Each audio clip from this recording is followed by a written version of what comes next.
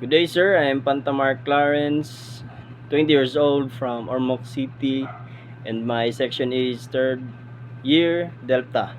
For my midterm video examination in ethics, I will answer the following questions. Government corruption is one of the biggest problems in a nation because it destroys public trust and delays development.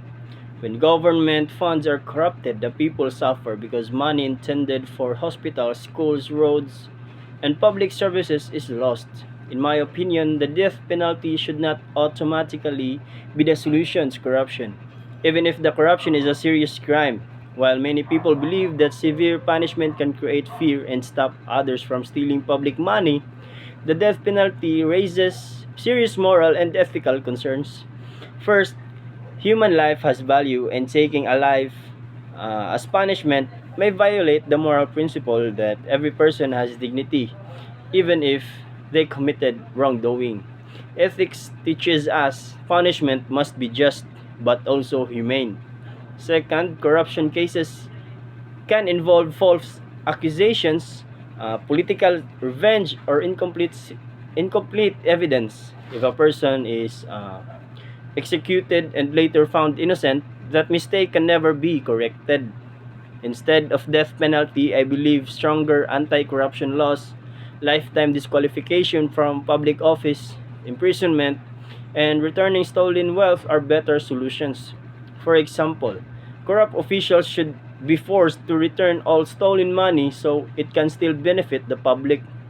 Therefore, while corruption deserves severe punishment, death penalty may violate moral law because justice must protect both society and human dignity.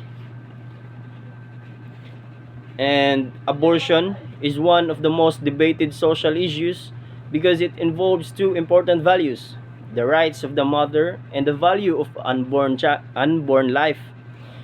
In my opinion, abortion should be approached carefully because it is not only a legal issue but also a moral issue.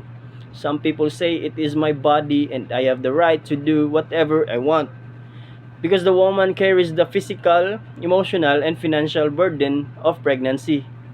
In difficult cases such as rape, danger to the mother's health, or severe medical complications, many believe abortion may be considered. However, others believe that the unborn child has a right to life because life begins at conception. From an ethical perspective, both sides must be respected. Freedom is important, but freedom also carries responsibility. Personally, I believe abortion should not be treated as an ordinary option, but there should be careful legal consideration in extreme situations, especially when the mother's life is in danger. Moral decision making requires compassion, responsibility, and respect for life. Therefore, abortion remains a sensitive issue where law and ethics must balance human rights and moral responsibility. So, ethics helps us understand that difficult social issues cannot be answered only by emotion.